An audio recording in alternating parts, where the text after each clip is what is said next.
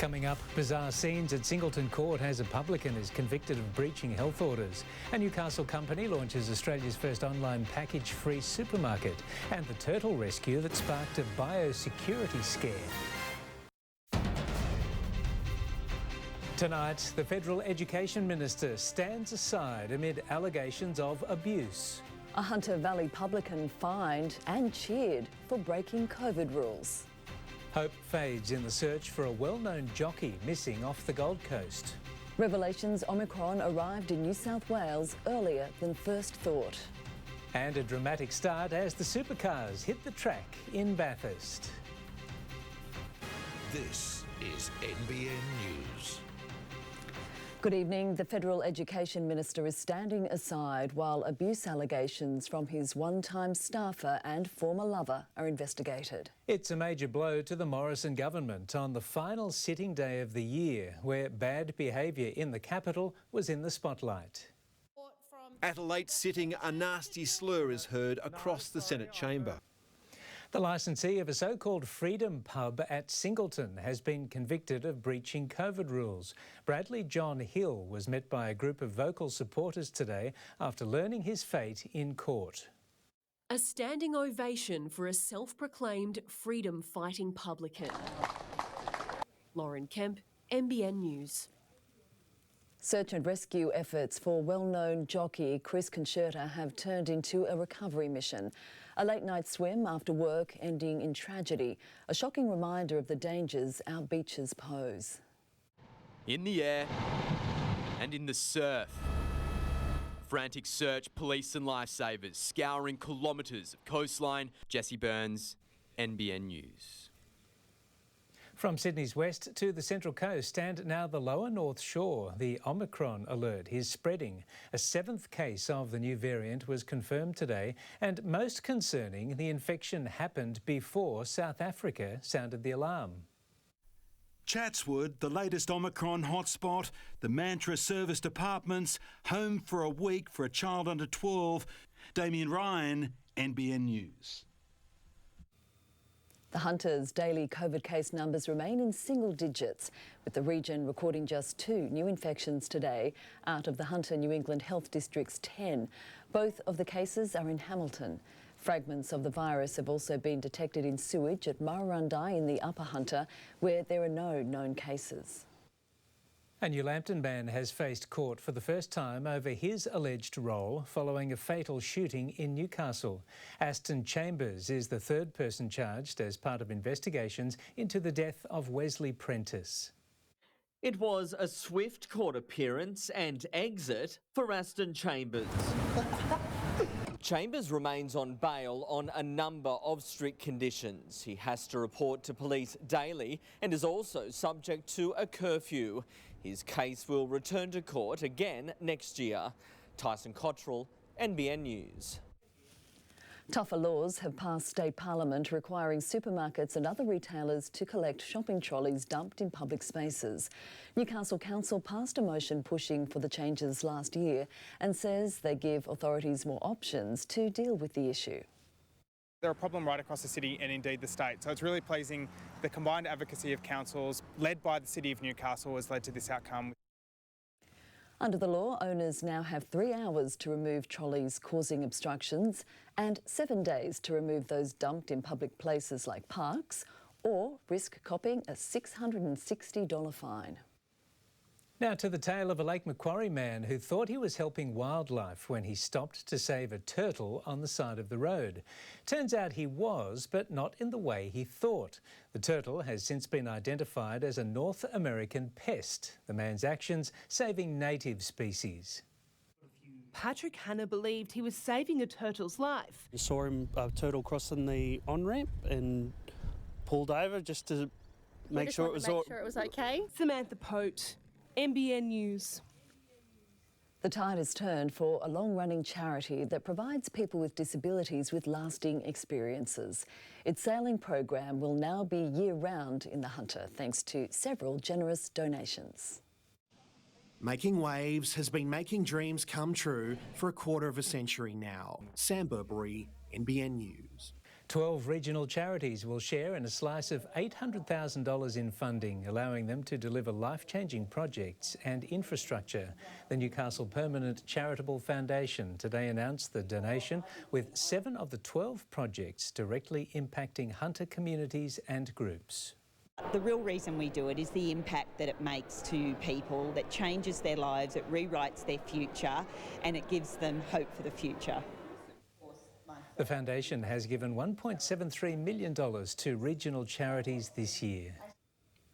Let's take a quick look at the weather across the region today. It was a humid one. At Nobby's 24 degrees, at Williamtown 25. Still ahead in NBN News tonight, I didn't pull the trigger. Alec Baldwin breaks his silence about a deadly film set shooting. A teenager charged with terrorism over a rampage at a US school. And preparations ramp up for Tamworth's milestone country music festival.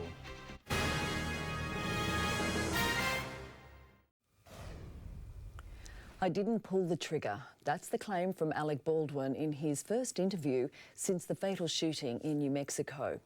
Breaking down in tears, the actor says he has no idea how a live bullet found its way onto the set. Raw and emotional, Alec Baldwin hitting back at claims he fired the loaded gun. It just doesn't seem real to me. In the United States, Alison Petrowski, NBN News. The 15-year-old suspect in Michigan's deadly high school shooting has been charged as an adult. Ethan Crumley is facing 4 counts of first-degree murder and 1 count of terrorism causing death. He's accused of killing 4 people with his father's pistol. Police and troops from New Zealand are on their way to join the AFP and ADF on the ground in the Solomon Islands. Our forces have been assisting local police and securing key infrastructure following riots in the capital, Honiara. New South Wales Cabinet is set for a reshuffle and the Hunter looks likely to benefit from the shake-up. Live now to reporter Sam Burbury in Newcastle. Sam, the Premier wants to appoint a cities minister. He does, Paul. Whoever is appointed will oversee Newcastle, the Central Coast and Wollongong, while the Greater Sydney Commission is to become the Greater Cities Commission. Dominic Perrottet outlining the plan during a speech in the Harbour City. Take a listen. These are cities already undergoing rapid change and revitalisation. They have been the industrial workhorses of the past, and they should continue on their trajectory to become future-focused precincts of tomorrow. Now, the Commission is up for the challenge and says the priority for the incoming minister should be getting fast rail connections between the cities built.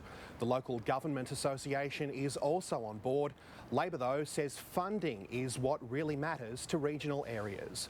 The Premier also plans to name an Science, Innovation and Technology Minister in the upcoming reshuffle. Paul? Thank you, Sam. Hunter business residents and councils affected by flooding in Muswellbrook and Singleton can now apply for financial support from the federal government. The LGA has declared natural disaster zones in the wake of the flood crisis in New South Wales. 18 communities have now been listed. Applications can be made at recovery.gov.au. Now to Gavin Morris for a quick look at the weather. And Gav, it's been nice to have a little taste of summer today. Yes, it certainly has. It was the wettest November in recorded history for Australia. So nice to get some sunshine, and we've got a little more on the way, but it looks like it is going to close back in somewhat for the weekend. So looking dry and hot and very, very humid. Temperatures feeling much warmer than what they were right across the board throughout today. A couple of small little showers and storm cells, one up around Tenterfield clearing. Tomorrow it is going to be a real summer's-like day, even warmer. Then we've got late storms on the way for the upper Hunter throughout parts of the northwest and the Tablelands. But a closer look at all of your local weather details headed your way later in the bulletin. Sounds pretty good. Thanks, Gav. Thank you, Gav. Coming up after the break, the WTA suspends tournaments in China over the Peng Shui case. Dozens homeless after a New York building becomes a fireball. And the Newcastle mum offering to do your online grocery order package free.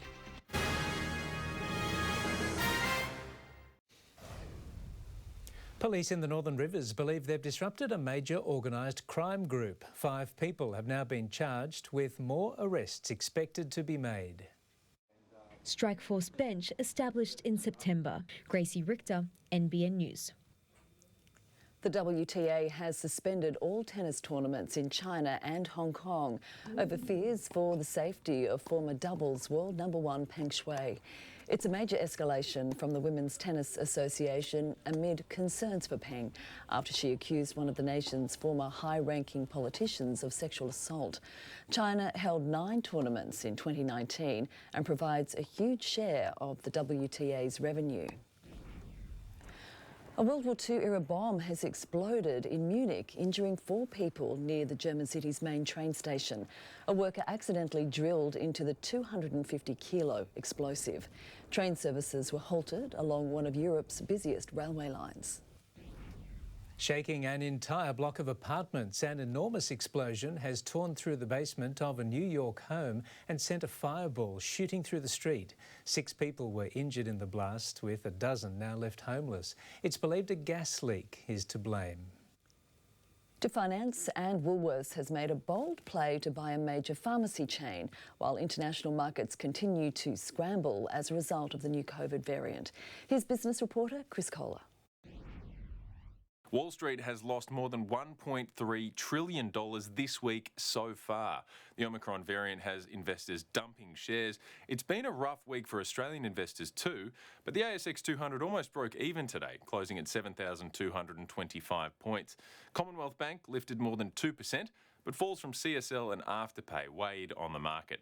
The big winner was the owner of Priceline Pharmacies, API, which soared 16% after Woolworths offered to buy the business for $872 million. Crown, meanwhile, rejected an $8.5 billion takeover offer from private equity firm Blackstone, saying it does not represent compelling value. And the Australian dollar has slipped back below 71 US cents. It's also buying 62 euro cents and 53 British pence. Grocery packaging has become a real issue for the environment and green-savvy shoppers. But one Newcastle mum is trying to do something about it. She's launched an online package-free supermarket, and it's becoming a booming business. From herbs and spices to legumes and vinegars, buying in bulk, Newcastle mum Amanda Rooney is a woman on a mission. Madison Scott, NBN News. It's an Aussie favourite that's about to celebrate its 50th anniversary.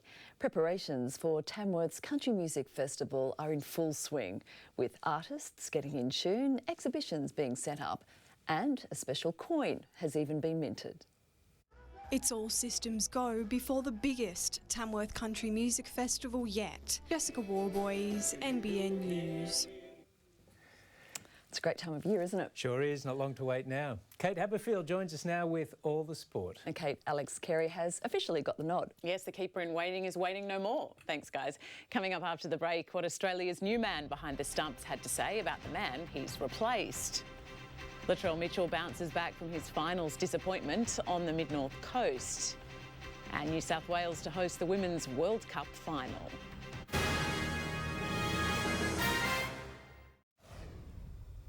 Alex Carey will play his first test for Australia next week, but how many will follow may depend on Tim Payne.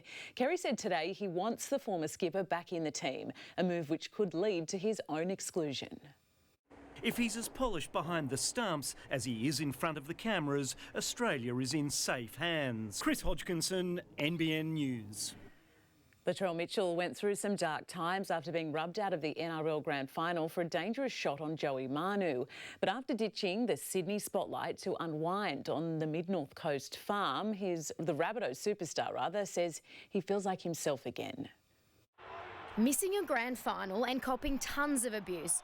New South Wales has won the right to host the final of the 2023 Women's Football World Cup, with the tournament decided to be held at Stadium Australia on August 6. In all, 11 of the 65 games will be played in Sydney, with the new Sydney Football Stadium also hosting fixtures.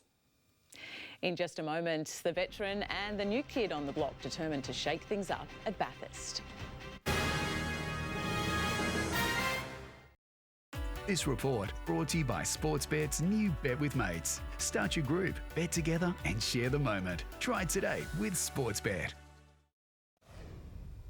Sunday's Bathurst 1000 has one of the most open grids in recent memory, with close to a dozen cars and driver combinations considered genuine chances of winning.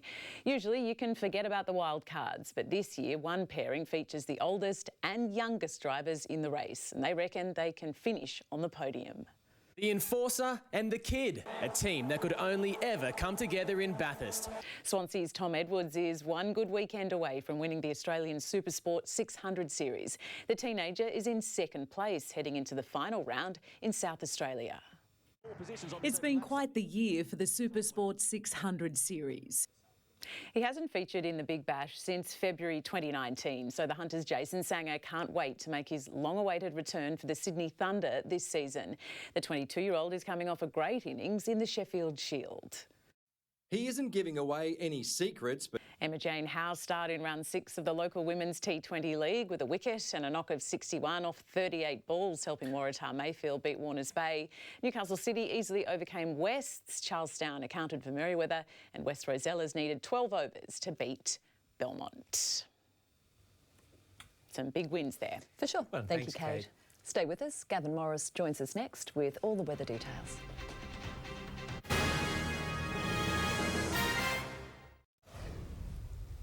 Gavin Morris joins us again with all the weather details. Gav, some sunshine. Finally here for summer. Wow, it's been a rarity, that's for sure. A little more, but it's going to be short-lived, I'm afraid. First of all, this evening's weather photo to get things rolling. An absolute stunner. It is a beautiful one. Diamond Beach as well. Lovely little spot on the mid-north coast. I'm afraid there's more coastal cloud and wet weather on the way. Thank you so much to Gary Olbach. The rain over the past 24 hours, plentiful, big falls. What a November, the wettest in recorded history for Australia. So more rain fell on the continent than any other recorded month. It was pretty much happening right across the eastern half. Record rain from the Alice to the coast. All of the big numbers, though, they were coming down well north of us, so we've just seen that light drizzle mostly on the northern side of the valley. Lovely to have some sunshine and house that humidity with the sun hitting the saturated surface, creating those cumulus clouds right across the valley.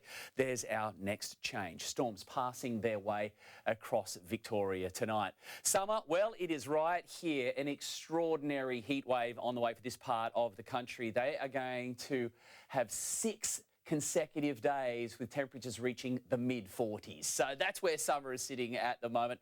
That front will be coming through and we'll see some late storms likely to affect the Upper Hunter again throughout tomorrow. So cooler in behind that change for the capital. The storms pushing across Canberra throughout tomorrow, I'd say. For Melbourne, well, much cooler there behind that system. It's moving through Melbourne tonight. Very warm in the west and for the Alice. For Sydney town, quite warm, very humid, and Brisbane as well. Locally, temperatures, well, they felt warmer than this, that's for sure. Temperatures reaching the mid to high 20s, and there's a couple of little storm cells there, well, inland. So a little bit of instability, and it's going to remain that way because we've got the sunshine, we've got the heat, we've got the humidity as well. So it's always not going to take much to trigger a storm or two.